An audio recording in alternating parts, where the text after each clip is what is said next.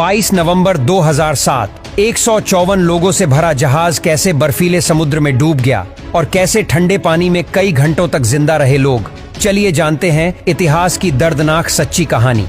एक स्वीडिश अमेरिकी businessman Lars Eric ने अंटार्कटिका की यात्रा करने के लिए एक मजबूत शिप का निर्माण करवाया जो इतनी ताकतवर थी कि उसके रास्ते में आने वाली मोटी बर्फ भी टूट जाती थी। इस शिप का नाम लिंडब्लाड एक्सप्लोरर रखा था। लोग दूर दूर से अंटार्कटिका की सैर के लिए इन शिप को चुनने लगे। ये शिप इतनी भरोसेमंद थी कि इसने कई बार दूसरी फंसी शिप को भी बचाया था। 2004 में इसका नाम MV एक्सप्लोरर रखा गया था।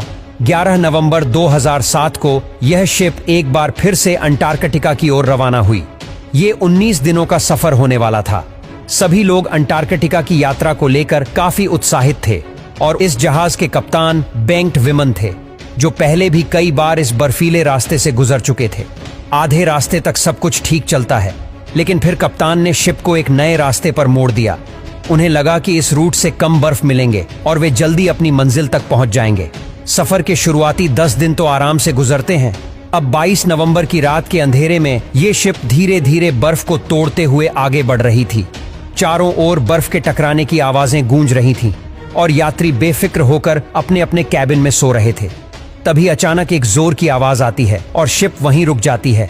तेज आवाज और जोरदार झटके से सभी यात्री जाग गए, लेकिन कप्तान ने इसे नजरअंदाज कर शिप को आगे बढ़ाने लगा। शिप बर्फ को तोड़ते हुए फिर से धीरे धीरे आगे बढ़ने लगी, लेकिन थोड़ी ही देर बाद यात्रियों के कैबिन से चीखने चिल्लाने की आवाजें आने लगी। शिप के अंदर तेजी से पानी भरने लगा था।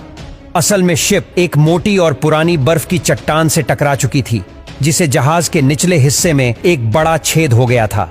अब पानी बहुत तेजी से अंदर आ रहा था और यात्रियों में अफरा तफरी मच गई। सब अपनी जान बचाने के लिए इधर उधर भागने लगे।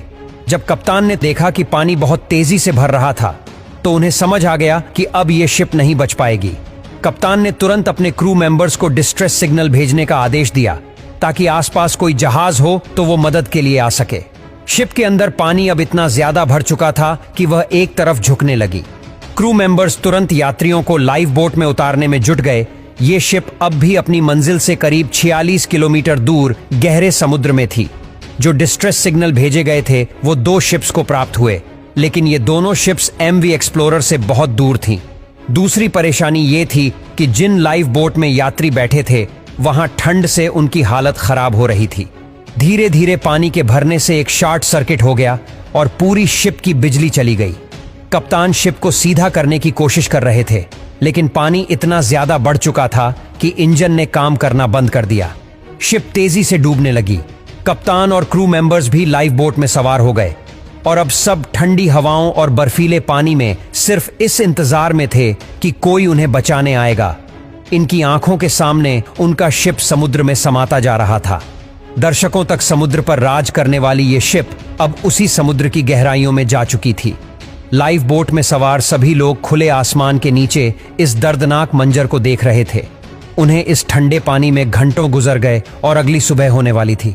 तभी जिन 2 शिप्स को डिस्ट्रेस सिग्नल मिला था, उनमें से एक शिप उनकी मदद के लिए आ रही थी। सभी लोगों को सुरक्षित रेस्क्यू कर लिया गया। अच्छी खबर यह थी कि इस खौफनाक हादसे में किसी भी की जान नहीं गई, लेकिन कप्तान की एक गलती ने यह शिप को समुद्र की गहराई में समा दिया।